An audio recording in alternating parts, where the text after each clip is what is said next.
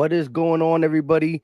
I go by Philly Mike, host of the Philly Talk podcast, but today we are here with a Battle Birds podcast pregame show. The Eagles sit at 4-0, trying to get to 5-0 on the road in LA versus the Rams. How you guys feel? Well, go ahead and say y'all piece first. Go ahead, Gates. You sure? What's up, everybody? Gates Sports Talk, man. Hey, 5-0, Mike. 5-0. That's all I really want to hear at the end of the day is 5-0. Fresh? You're that man. You know who it is. You know what it is. Your boy Philly Fresh, aka the General here reporting for duty, and the duty is today to go 5-0. Let's talk about it, y'all. Yo, that. Facts. I think that's the most important thing. You can look at the game inside the game, of course, but 5-0 is what every Eagle fan has on their mind. Sean Paul H with the $10 super chat early. He said, let's get this show started. Eagles win by 15 today. Dallas Goedert gets his first touchdown. Listen, small sample size, but the DBs for the Rams have been stingy as it pertains to passer rating when targeting wide receivers. This could be a game you see Dallas Goedert get utilized a lot, not only because he has a great matchup, but also because, you know, the narrative is like we forgot about him, right? And the Eagles do a good job of, oh, you think we forgot about Smitty? Here's 150 yards for him. Oh, y'all think A.J. Brown and Jalen Hurts are arguing? Here's back-to-back 100-yard games for him. So we could see that, although the last time we saw A.J. Brown match up with Witherspoon was last year. He was the former Steelers cornerback, and AJ cooked him for 2 touchdowns. So even though the DBs for the Rams have been good thus far, nobody shuts down this duo. What's your take on Dallas Goedert having a big game this week? What's y'all take on it? I'll go.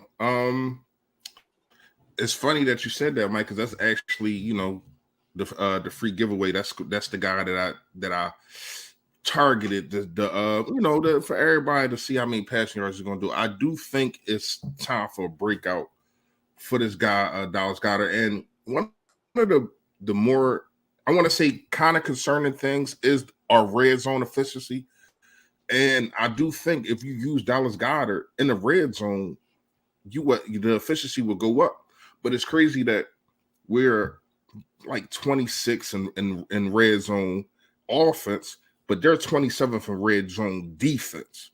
So I mean, we gonna see who prevails over in the red zone. But I do think that you definitely got to get Dallas Goedert into this. But like you said, it was a Devontae Smith. He comes out rolling in the first 2 games. AJ Brown, he goes for the next 2 games. You gotta get Dallas Goedert in this. You know what I mean? I do think, even though I do like OZ a little better than Quez Watkins, I do think the fact that Quez Watkins can spread the field with that speed of his is going to help Dallas Goedert even more. In this game, I don't know too many other than Aaron Donald. I don't know too many people that they got there on the defense. I really don't. But they have been doing a serviceable job.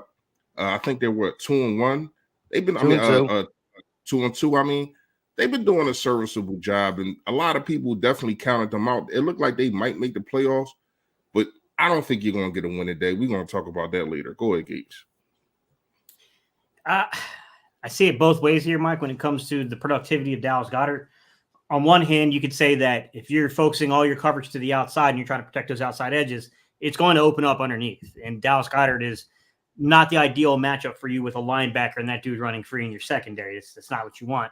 On the other hand, man, I said so much about Sua Peta in the offseason. I've said it for a couple of years now. I told you guys when we first got this young man as an undrafted rookie free agent, I was intrigued by him because the dude was incredibly strong. He's an incredible athlete. I don't know there's a stronger dude going to be on that field, man. The dude's he's strong as crap. With that said, he is, absolutely raw. And you got Aaron Donald, who's on the opposing team. And it's like, okay, this is going to be interesting to see the growth and maturity over the years of this player because the last time we really saw him in extended action was in the Tampa Bay playoff game. That was really the last time we saw him play like, a pretty significant amount of reps in a meaningful game for the Eagles. So, I mean, do you have to, our backs have been a little questionable in pass pro. I thought Swift was a little better last week than what we've seen previously. I think getting Boston Scott back is going to help, because I think Boston Scott is very underrated about his game. He's a really, really good pass pro. And I think if you're struggling there, maybe you do run your 2-minute, your red zone stuff. You use Boston Scott a little bit more to ensure that protection, especially against blitz looks and stuff like that. But if you have to start using Goddard, if you have to start using Jack Stoll, if you start using the tight ends to supplement and protection, then it's going to make it really tough for Goddard to be productive in the pass game. So, I mean, it's kind of both ways there. You know what I mean, Mike? Like it could be either or. It's going to depend upon dudes around them holding up their end of the deal. You know what I mean? Yeah. And it's funny. That the Rams are going to line Aaron Donald, who does play all across the line, right? He plays at left, right, middle, but they definitely going to have to pinpoint that as the weak link. Sua Pet, as you said, is a really strong guy. You can maybe match strength to strength, but technique-wise, Aaron Donald's going to give it to him. And so you're definitely going to want to roll Jason Kelsey over there, maybe Lane. You want another body like Goddard, who's an underrated blocker. No matter how strong you are, if you lose leverage, it's over. It's over. Now, here's the thing we got going for ourselves, right? Like Aaron Donald in the last 4 times he played us hasn't got a sack. So he's been active with some tackles, but it hasn't got a sack. The Eagles and Stoutland definitely got to keep number 99 on their mind. You cannot let Sua Opeta get one-on-one with this guy. You got to be a double team. So that's going to leave, your backs, Goddard, Jordan Mailata, other guys one-on-one. They're going to have to win their matchups for sure. Real quick, though, we got a super chat from Jung Money, $2 banger. Who gets more sacks today? As we're speaking about Aaron Donald, the OG or the new G on the block at the D tackle position. We got Aaron Donald, Jalen Carter. What's your take on that? Who finishes the game with more sacks? I'll go first this time. All right. I'm going to just say the young guy. I think the young guys, because he's going to get extended playing time with Fletcher Cox out. I think this is going to be one of those games to where it's going to be a fight. I don't think that the Rams' talent level is anywhere near ours, but they play as a complete team. Mm-hmm. They play tough. This is like, once again, this is another team where you can look at it and say, this is their Super Bowl right now, right here playing us. This is going to be one of those big pivotal games they had circled. So, they're coming at us. I think that this could be one of those fights where you need a dude like Jalen Carter who just absolutely starts taking over the game on somebody.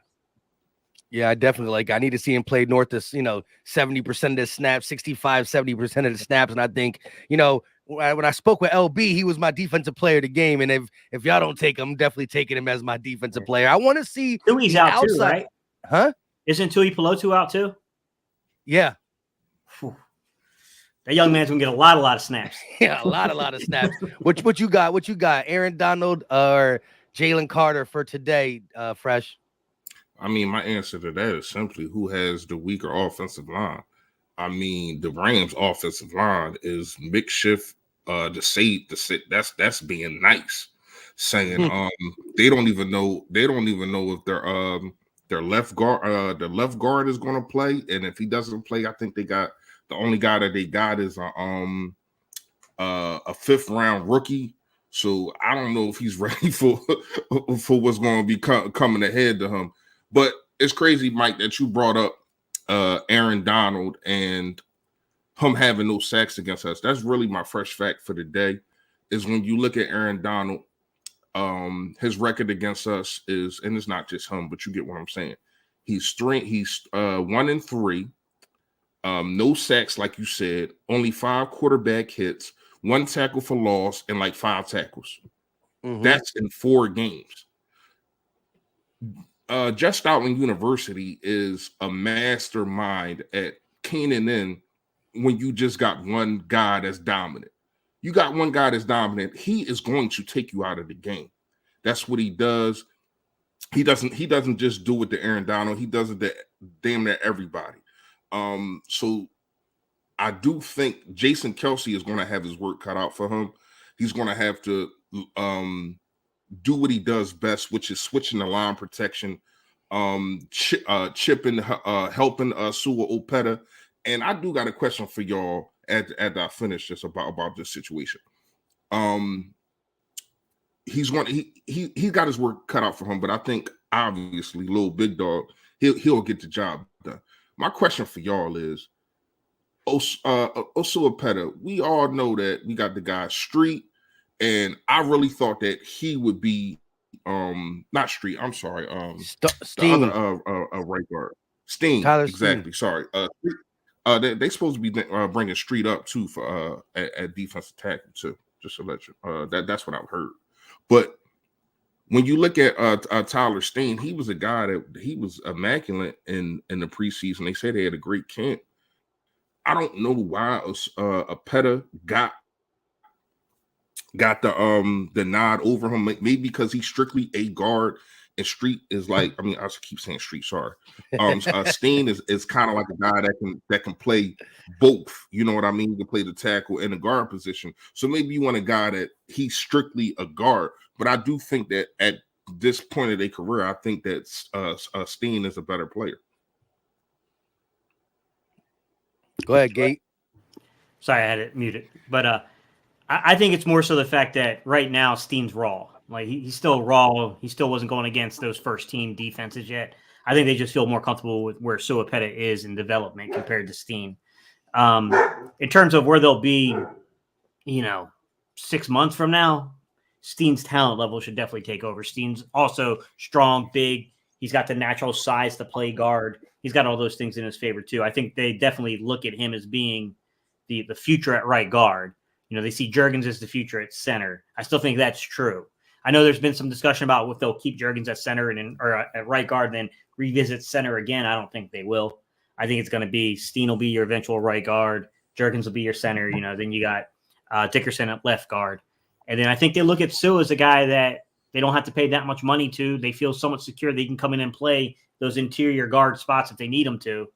But I think they said it all when Jack Driscoll wasn't the first off the bench, period. You know what I mean? Like Jack Driscoll has normally been the first guy no matter what position goes down. That's the first guy off the bench normally. Right. Outside of center. I mean, obviously, like last year, if something would have happened, then, obviously we know that who would have come in there. But yeah, I think it's they like him a lot. I mean, I'm cautious here, Fresh, to be honest, because I spoke very highly of Apeta. I like the underlying, athleticism, but that just makes you a good athlete. Doesn't make you a good football player. So I'm trying to be cautious here because I don't want this dude getting cooked and people be like, "Oh, Gate, what is up with your boy?" Yeah, and especially the matchup he has. I think you're going to see Aaron Donald line up over him a lot this game. Speaking of Aaron Donald, D Dragon with the $2 super chat. What's a ram to the rhino? That's where you gotta just put listen, AD's been good for a while, but Jalen Carter's here to take over. What's a ram to a rhino? We appreciate the super chat. Looking at this passing attack that Matthew Stafford, Sean McVay, their new weapons, it's gonna be interesting to see how they use the two slot receivers, right? Puka, Nakua, and now they're getting back their guy Cooper Kupp. Kupp can, he does play in the slot, but I think Kupp can do whatever he wants with Sean McVay. There's gonna be a lot of motion, so who knows where they line up, where they end. Are you concerned? Again, 9 passing touchdowns on the season for the Eagles, against the Eagles, I should say. The secondary has been shooken up almost every game. I don't think we've had a health, like whether it's Evans, Brown, Bradbury, Reed Blankenship, they all went down. They all have came back or will come back. The only one that will not come back is Avonte Maddox. However, through 4 weeks, there hasn't been the same 4. You haven't seen the same lineup. Outside, nickel, safety. It has been different every single time. We're going against a team that's thrown for 300 3 of the 4 weeks. They're going to want to come out throwing the ball against us. We just saw what Sam Howell did. How does this secondary look on the road in this game to you guys? To me, I mean, bringing in Roby is I love it. I love it. I don't think he needs that much time. It looked like they're just gonna throw him right to the Lions then. He's just gonna get right in there. I'm concerned because obviously we don't know what kind of shape he's in. You know what I mean? If he's going to be able to play 50 snaps or whatever the case may be, if it's going to be a shootout. I'm not sure about that, but I am very, very happy that James Bradbury goes to his original position. You know, pause. That sounds crazy, but you get what I'm saying. He gets to go. He goes outside. Be on the outside. Yeah, he gets to be on the outside. But I don't. It looked like Sidney Brown's not going to go again. He's a DMV. Yeah. I really, really like this guy, and I was on y'all. Actually, I had got the notification when you and LB was live, and they told us at the end. I had a quick change. Yeah, as soon as it was over, I changed the title. I couldn't comment because I was driving, but I'm like, damn, like no, Sidney Brown ain't playing, and you know, to me that's a hurt piece. But I do think obviously he got his whole career ahead of him, and I think we got one there. But Evans is back, so that's a night. That's a plus. That's a plus. And I don't have to see Josh Jobe out there anymore. I keep telling y'all guys, he's too small to ball. It has nothing to do with the guy. It don't have nothing to do with his tenacity. It don't got nothing to do with his effort. But it don't matter when you don't have the height. It's like little brother, big brother. Yeah, you can have all the skills you want. I'm just bigger and stronger than you. And you've seen that a lot in the Washington game. You've seen that a lot in the Washington game. And they actually started really, really, which is smart. They started targeting him. So I think that's one of the reasons why Sam Howell was able to put up as many yards and put up as many points as he was, because they was targeting Josh Jobe. But that's a good game plan. I ain't got nothing wrong with that. But hopefully he doesn't play in this game unless it's like another injury, a CB set or something like that. Other than that, I don't need to see him. I'm sorry, I don't. And I know people they comment, leave him alone and all. No, man, I don't know what they're thinking about putting him out there on the outside. He is 5'9". 5'9". Most wide receivers are 6'1" to 6'3". So you already lost before you even put your pads on, brother. That's just how I feel, man. How you feel about this mix and match? Roby playing, Sandesai has had to work with a couple different looks, and now we're going against a pretty formidable passing team at home. Do we bounce back? Is it a great performance by Sandesai? What you got for us, Gate? I said my piece on this week, bro. I went through, I reviewed the film, I watched Slay. I said what I said, man. And I'm gonna be honest with you. If I was an opposing coordinator into the Philadelphia Eagles, show me that they can communicate and pass off stack sets, I'm coming right at you with it all game long until you show me you communicate and shut it down. Because, boy, what was on film was bad. But Gates, how about Sean Desai adjusts and stop going so much zone? We are at the bottom of the list in zone coverage. Go ahead. No, we're not. That's not true, Reese. We're actually in the middle. That's not true at all. but what I will say is, I don't think he felt comfortable with the personnel. Clearly, I don't think he felt comfortable at all with the personnel that was out there. I think that's why you're zone heavy like that when that kind of stuff happens. I completely disagree with Slay on the minute 43 and what he said, because I'm calling BS. I'm calling straight bullcrap on that. Because I'm sorry, with a minute and 43 on the clock, you are not a minute under. You cannot sit back passively in zone like that in a one-score game. That's how you almost lose football games. And let's be real. If Washington went for that 2-point conversion, there's a good shot they walked out of there with that W. Let's be real about that. Like, but if my aunt had balls, she'd be my uncle. Yeah, I hear you. But that's because we can say thank you to Riverboat Ron for that. Thank you. Did you hear what he said though? He was like, "My guys were gassed." Yeah, my guy. Yeah, why would you say that? Throw them under the bus? Yeah.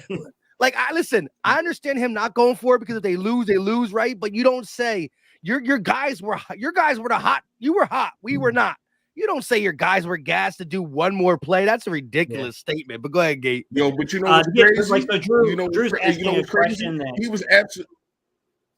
sorry, Drew's asking a question that pertains to it. Go ahead, Reese. Go ahead. No, my bad. I was just gonna say, you know what's crazy? He was right though, because they come out Thursday and put up egg solid. Like it looked crazy out there for them. And you said this, you did say this earlier, Mike. It is seeming like everybody's playing us at a higher clip. This is everybody's Super Bowl. Everybody, because you see how they look on Sunday, but then they turn around and y'all lose to the second worst team in the league. The Bears are the second worst team in the league. Probably not now. They're probably, well, obviously not now. But other than Arizona and Houston, like I don't know who else you can say is worse than them. And you come out and do that, man. That's crazy. That's crazy. Yeah.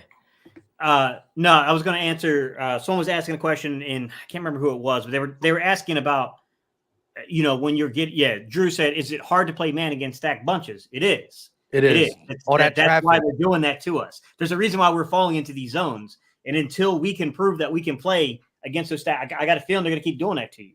And the Rams do that a lot, regardless. That's their package. Yeah, because the problem is with playing man against stacked bunches is that you're going to get a crap load of free releases done on you. You're going to have a lot of traffic you got to work through. Normally, you banjo off of stack sets in a zone system like that. The issue being is I turned on the film and there's like that third and 17 play. We literally, Slay was 13 yards off. He was 13 yards. I literally drew a line and started counting on I'm like, stop playing. This is not cool. That was disgusting. Slay was like 13 off. Job was like 10 off. The safeties were 17, 18 yards off. I couldn't tell because you got to, sometimes it depends upon the receiver you're covering and you got to factor in that part of it. But they're 17, 18 yards off. I'm like, come on, man. Like you could see in the play, and I don't remember exactly where Bradbury was, but he was like 10 yards off too. In that play, Bradbury is literally one step late from being able to break that ball up, and that being a 4th and 17 situation. That's the thing that gets me is like, even inside of zone systems, okay? Yes, you play cushion, okay? You definitely want teams to dump the ball off. You want to rally the tackle. You want to try to make a mistake. I get that.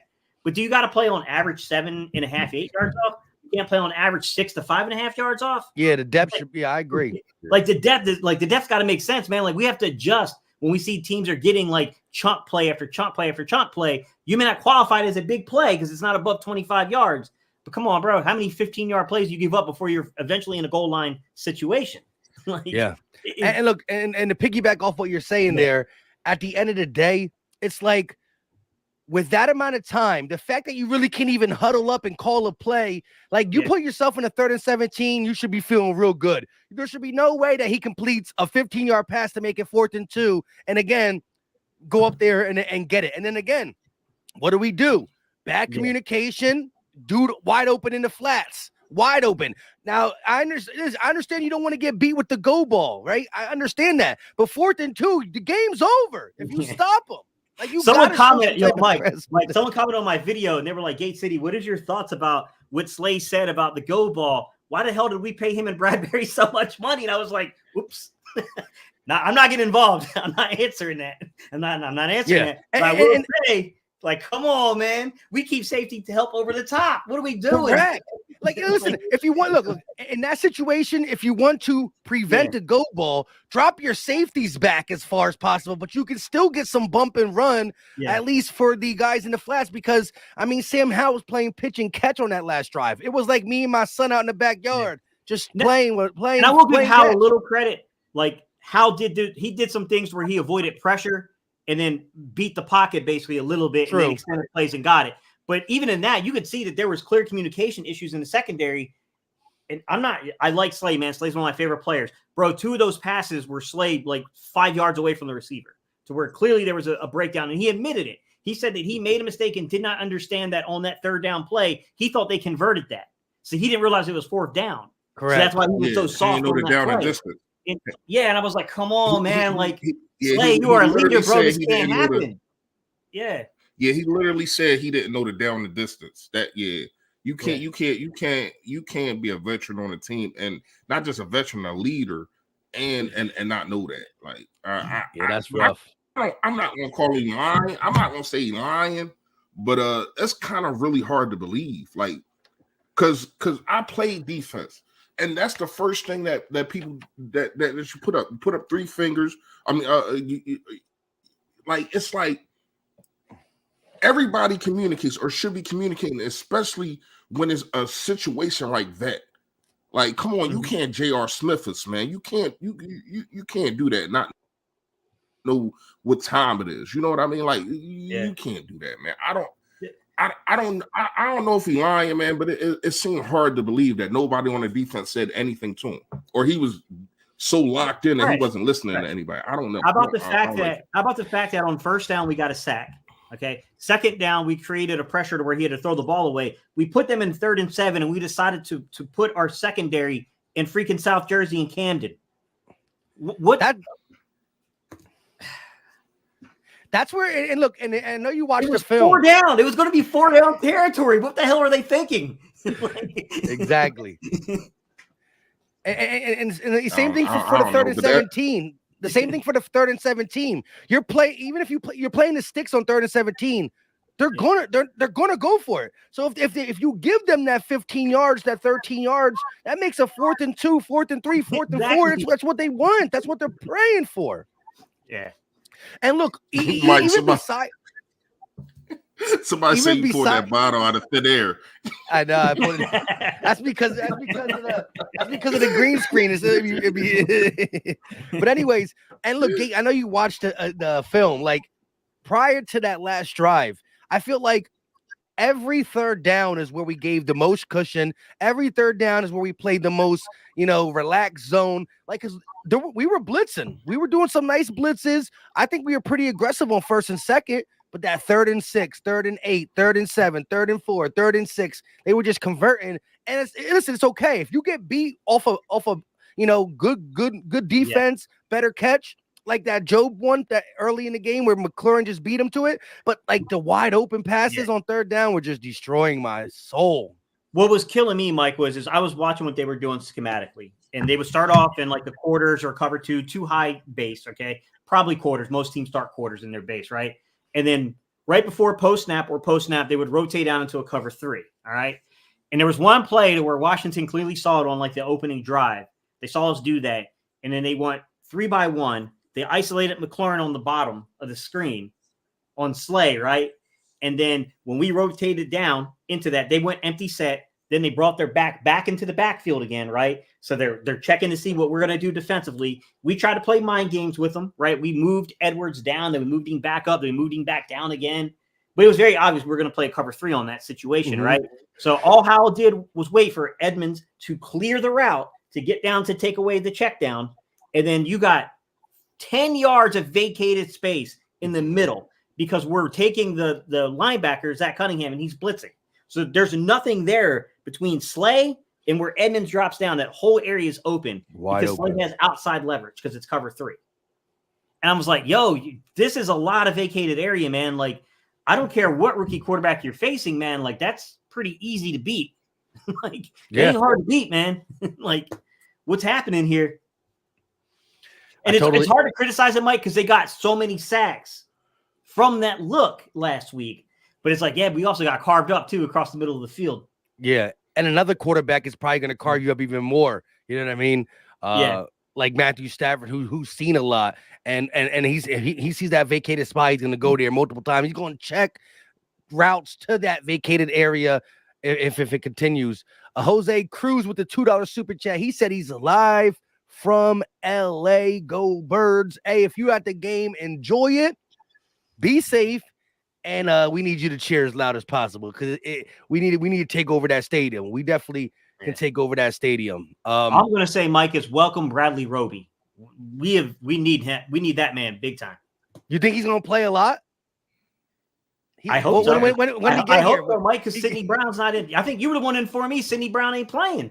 Yeah, he's not I playing. got all hype, man. I was like, yo, Sidney Brown's coming back. We got Evans All coming week, back. all Like, okay, week, we about to get all right week in I the was making secondary. videos saying Brown's back. This is the healthiest our secondary was. And it might go Like, rip the heart right out my chest and be like, nah, Brown not back. Like, what?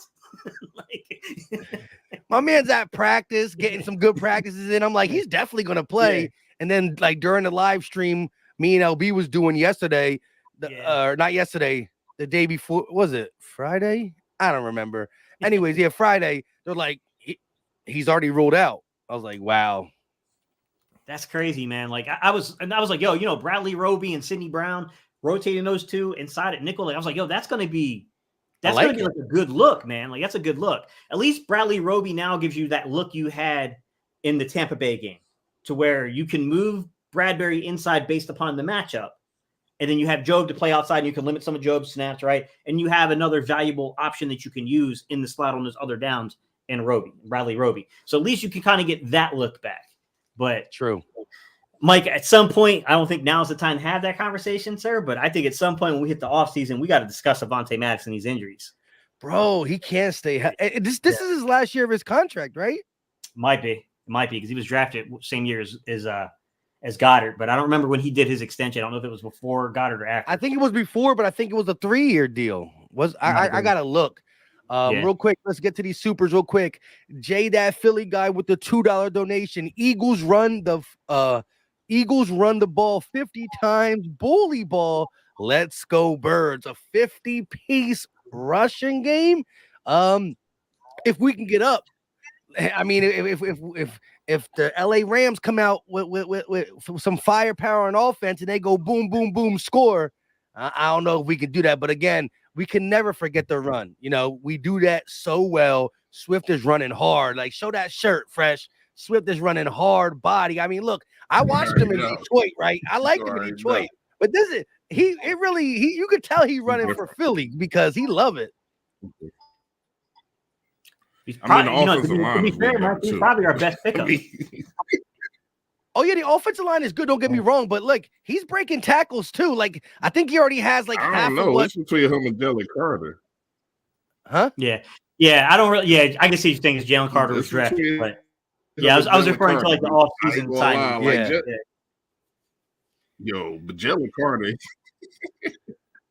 I ain't gonna lie, Jalen Carter, man.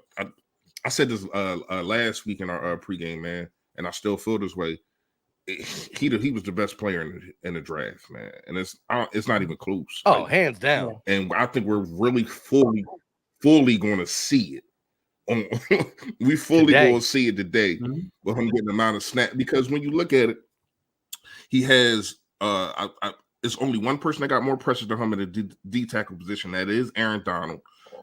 Somebody tagged me in something on Twitter, and it was somebody that they posted Hargrave and a comparison of Hargrave and Jalen Carter. And I want to say it was Jalen Carter had more pressures. They had the same amount of. They basically had the same amount of everything. But Hargrave, when you're playing 80% of the snaps and shit, right? Yeah, he's playing way more snaps. So I mean, like, now endurance. I don't have a question about it, but it can be a question. Is an endurance going to be a problem for affect him? Yeah. Well, more snaps make him not as productive as when he's on. That's something we're gonna have to see. But you heard him. He said, "What you mean, rookie wrong? What that is?" Yeah, I heard it. He said, "What that is?" He said, I ain't never heard that. Then the dude all tried to explain it to him. He was like, I mean, I guess I can see that, but we ain't having that over here. He's like, nah, we ain't doing that. No, he I mean, every time he played in college, he went all the way to the championships. You know what I mean? He at least had some longer seasons. Shout out to Daniel G with the $2 super chat. He said Chicago just killed the Commanders. We needed OT. I don't know. I mean, I'm going to say it as this. I just said that. Yeah. I think he's saying it as like, how are we so confident against the Rams when we just need an OT versus the Commanders? I will put this all in there. As Gates said, everybody's looking at us as their Super Bowl. And division games are always a little different. Like, I'm not going to lie. We were beat up in the secondary, and it showed. Terrell Edmonds playing way too many snaps. Sam Howell had his way with us. But I don't think you could take let's look at the Cowboys for instance, right? They lost to the Cardinals, and then they gave Belichick the biggest whooping of his career. Like, yeah, I know it's Mac Jones and whatnot, but the way Dallas handled the New England Patriots was impressive. But they couldn't beat the Cardinals. It's a week-by-week thing. Momentum is big. All we know is we came away with the dub. Another super chat from Selena G, a $5 banger. She says, Swift is balanced. When he gets tripped up, he can still take off. Yes, I mean, yards after contact, Swift is killing it. Break tackles. I mean, there is some, like the Washington touchdown, he walked in untouched. That's big O-line doing the dang thing. But as Selena says, Swift is running really hard. And look, he needs as many touches as possible. But I gotta ask y'all, what is going on with Rashad Penny? Like, and now he's not playing today with an illness, right? But like, I think he has 2 carries in 4 weeks. I think he was only dressed. What did he? I think he dressed for only 1 game or 2 games. He has 2 carries. I understand you want to save him or whatever, but like, Gate Fresh, what is your? I mean, Swift is good. I don't want as much as Swift can handle. I want him running the rock. I don't want him to get hurt either. But what is going on with Penny? Like, is he just not a football player anymore? Like, what is the deal? I want to say this, and I said this when they first put out the 53-man roster. I never thought that the Philadelphia Eagles would have 4 running backs on a 53. I do think a lot of it is trying to figure out what's going on with the secondary, with everybody getting hurt. You're bringing people up. You're placing people on IR. You're doing all this, and it just seemed like Rashad Penny doesn't fit right now. Now they're not giving him a chance to fit, but at the same time, I do think, I'm not gonna say he's not healthy, but maybe it gotta be something, man. Like I'm making these excuses right now and everything I just said. But bottom line, it just gotta be something going on with him, man. Like like the same thing. What running back was that? 2019 that left him, and we just really, was it Josh Adams or something? Remember the running back that we had? I can't remember. He had like a hamstring or he had something, and he was out for like 6 weeks, and we was like, "Where's this dude at?" I can't remember who it is. It'll come to me. But anyway, I do think that he probably just doesn't fit into whatever they're trying to do right now, the Philadelphia Eagles. But I don't know. It's weird. Gate, you got anything that you could be thinking of? Like, this dude just, I mean, it's such a weird situation. I mean, I think for him, unfortunately, I think once he lost that starting gig, Josh Howard, thank you. My bad. No, you're good, man. I think once he lost the starting gig, Mike, I think you have to get into what the role is now. You know what I'm saying? And I just don't think that they like him in the roles that are there, other than like that Trey Sermon. In case there's an injury, maybe this person factors into actually to being the primary back. I don't know. I don't know how they see that in terms of that, but I mean, he was pretty terrible in pass protection when he got in the game. It was really bad. I don't know. I mean, there's also the side effect of the injuries, and we don't know if he was 1,000% back yet. You know what I mean? Like maybe that's part of it. Is that they don't want to wait for him to get to 100%. They want to wait for him to get to 1,000. Yeah, we need 10x. 10x it, Mike. This man needs 10x. They need 10 weeks of straight beautiful X-rays before. Yeah, because I mean, I don't know what else the reason would be, Mike. I mean, it's not like he couldn't have been injured from the reps that he got in preseason. I mean, I didn't see anything. Nothing really popped up. I mean, I didn't think that he looked particularly great in the preseason, but I didn't think he looked bad. I mean, he looked like, okay, like dude's going to make the roster. That's how I walked away with it. Like, oh, he's going to make the roster. Like, you know, I think you can make some arguments that I like Kenneth Gainwell. I think Kenneth Gainwell is a good kind of change of pace type back, but I'm not too sure that Gainwell gives you more than Penny unless they just feel more comfortable with Gainwell in terms of the pass pro and stuff like that. I mean, I don't know that he gives you any more. And I'll be honest with you, Mike, I think Boston Scott is the best of them all in terms of like not pass pro, but as that kind of backup role. He muted his other dogs. Yeah, well, muted. We already heard it, Gates. Sorry, who Somebody let the dogs out? You know what I mean? Really, Be dogs like 10 more minutes. So listen, look. She's so suspicious, bro. She's to everybody, man. Like, there you go. But at the end of the day, I'm totally lost. Eventually, more stuff will surface as it pertains to Rashad Penny. Later in the year, we'll figure that all out. I'm looking at Kenny G and like, I like his role. I don't like how they were like early in the season when they were doing a whole quarter for Kenny G, a whole quarter for Swift. I don't like that. I think you got to do drives and or just who's hot, feeling it out. But let me ask you guys, how did y'all feel against the Commanders? We're going to talk a little bit more about what we think about this Rams game coming up last 20 minutes. But that 3rd and 11 run with Kenny G inside the red zone, like we talked about the red zone letdowns, right? It's 3rd and 11, and you really just conceding by running it on the 3rd and 11. Like, I think as Brian Johnson has gotten better as a play caller through the 20s, still situationally in the red zone, 3rd and 11 runs. I don't know, man. We got to get better because there's a lot of meat left on the bone there. That 3rd and 11 run it's been haunting me all week. Yeah, I didn't like the backstepping on that play too. So they were trying to like pass around responsibility there. And Nick was like, well, he's about how he all the play calls, he doesn't call them, but he approves everything. And if he wants to call something different, then he calls it. Same thing he said about Steichen too, by the way. But I think the bottom line is, Mike, on 3rd down inside the red zone, I think we're 1 of 11. That's got to change, man. That's got to change. You can't be 1 of 11 in the red zone on 3rd down. That's not going to work. And I think the way you do that is just simplify your offense. Like, exactly. Get back to what you do well. Stay ahead of the sticks. And then when you get a couple of games of success, you see it's coming back together, then you can start working off some wrinkles from that stuff. But yeah, I think that they were just trying to do too much too fast.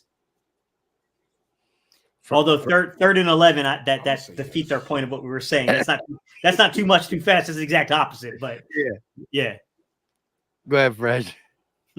All right, I'm gonna say this, and I think that we all of us, we are guilty of this. I think we nitpick at everything. I mean, when we really break it down, yes, the 3rd and 11 call, I didn't understand it. I was more upset that you have your best back in that situation so that you get more options when you got your best back. Love Kenneth Gainwell. Love what he brings to the table. I thought that he was immaculate in the playoffs and in the Super Bowl. But nobody's scared of Kenneth Gainwell. Nobody. Like, we're going to keep it tall like City Hall. Nobody is scared of him. But people scared of Swift. People has been seeing what this guy has been. He's been kind of at the running back position taking the league by storm. I mean, you got guys that's having good games, but he's actually having like I'm talking about like one good game. Like you have Mostert with 4 touchdowns, and you got these kind of guys that's having one good game. Like Swift is, if he would have played week 1, he would he played, but he didn't play. If he would have played, they did him dirty. They did him dirty with 1 carry. Yeah, that was crazy.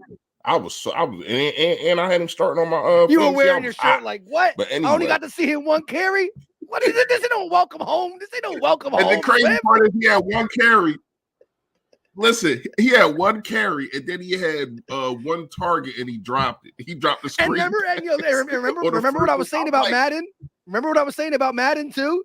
Like, because the first BBP gate didn't come to the end, and I was telling you, when I play on Madden with Swift, he be dropping everything, and then he got 1 carry and 1 pass, and he dropped it. I was thinking of you as soon as he dropped. I said, "Damn, I need you to stop jinxing stuff, Mike, because you jinxed the Super Bowl. I forgot what it is that you did, or that you did every single game that we won. You jinxed the Super Bowl, man. I forgot to tell you about that. You did. How did I jinx the Super Bowl? You was like, because when we was doing a pregame, you was like, well, you did something every week, and you was like, no, I ain't do it this week. I'm like, oh, come on, Mike.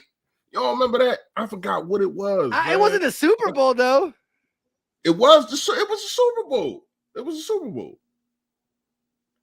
I think he was wearing. It was the white tee. You was wearing a white tee every day, every pregame.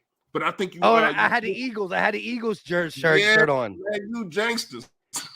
But I took the Eagles jersey off for the game. I was wearing the white tee for the game. But you were for the pregame, man. We was already doomed. You about to make people come find me. It's like, nah, I'm messing with you. But back to what I was saying. I do think that we nitpick on things, but I get it. That's our job. That's what we're supposed to do. But that's why we got the microphones. Exactly. I was more disappointed that you didn't have your guy in there. And I don't know what y'all heard, but I listened to him on WIP. He did take Nick Sirianni did take accountability. He said what you said, Gates. I didn't hear that one, but he also said I changed the play. He said he actually like you said, he has the opportunity to be able to change the play. He actually said on WIP that he changed the play. Like I did that. Like, so that's on me. But then he kind of backtracked and said, well, it worked when we did it against it was like a 3rd and 7 when we did it against Tampa Bay. You know, it's crazy. I've been searching every red zone play. I've been searching every red zone play. I have not found that play he's referenced, by the way. No, it wasn't in the red zone. It wasn't in the red zone. It didn't work in the red zone because I looked at every play in the red zone. I didn't find that play. As soon as I heard that, I was like, that wasn't in the red zone. It was a third and 7. I remember. I do know what play you're talking about. Yeah, I'm gonna send you the play. I know what play you're talking about, but it ain't in the red zone. Go ahead, Joe. Yeah. Well, look, we actually coming up on that around that hour mark. Yeah. Sorry, we were the 2:15 to the 2:25. We talked. We're all a little bit concerned on how the secondary handles Matthew Stafford in the passing game, especially with them getting Cooper Kupp back. I think we believe wholeheartedly what the pass rush can do with that O-line for the Rams being not so good. They're allowing 43.4% quarterback pressure on the early season. And so we're going to need to see not just the interior who gets, beefed up a little bit while talking about because of how good and dominant they've been, but we need to see Hassan. We need to see Josh Sweat, Brandon Graham as well. Let's start with Fresh. If you want to go first, offensive, defensive player of the game, and that Gates' favorite part, score prediction. Score prediction. Well, listen, I'm gonna go defense first because of the fact that you basically claimed Jalen Carter. You basically claimed him. I'm gonna let you have that, Mike. No, you did, and I think Gates, you should be respective of it too. So, listen, I'm actually going to go with the newest addition to the Philadelphia Eagles defense. I think Roby gets a pick on his first game as a Philadelphia Eagle. On his first game as a Philadelphia Eagle, I think Roby gets a pick. That's going to be my guy for defense. Offense, I got to go with the man. It seems like the man, the Mr. Invisible right now. I think Dallas Goedert gives us 2 touchdowns in the red zone, man. We need that. I think we need that, and he needs that because right now, like I said, we nitpicking, but the offense is not clicking on all cylinders. I get it. I understand it. But you did see a good, close to great offensive performance by the Philadelphia Eagles. But the only thing that's been the problem is the red zone. And on the offensive side, it's been the red zone and penalties too. But I got Dallas Goedert. My score prediction, man. Listen, when I go blowout, it's close. When I go close, it's a blowout. Yeah. So I'm gonna go close and hoping it's a blowout. I'm gonna say the Eagles 30-21. 30-21. Yeah, he's taking a high score. Yeah, I can see that. I can see being up there. All right, I like it. All right, Gate, Mike, you want to go? You're up next. You want to go so you can take your guy? All right, I'll go next. So I got Jalen Carter for my defensive player. I think he's going to be playing opposite of Aaron Donald. He's going to want to show how dominant he is. He's going to get these snaps due to Fletcher Cox's injury. He's going all out. I got him getting like 1.5 in this game. Just really wreaking havoc. 1.5 for Jalen Carter. Offensively, I'm gonna go. You picked Dallas Goedert. I think that's a great pickup. We don't ever do Jalen Hurts for the simple fact that he's the facilitator. He's going to do what he got to do. AJ Brown has now had back-to-back 200-yard games or back-to-back 100-yard games. Devontae has been, catching nice little 75-yard pass here, 50-yard pass here, but he's been watching. And if it's not going to Goddard, it's going to Smitty. I got Smitty having a big game for the offense. Smitty and Carter. I got the score prediction to be 33. What I say? 33-24. 33-24 Birds. All right. 5-0. 5-0. All right. Defensive. Slay.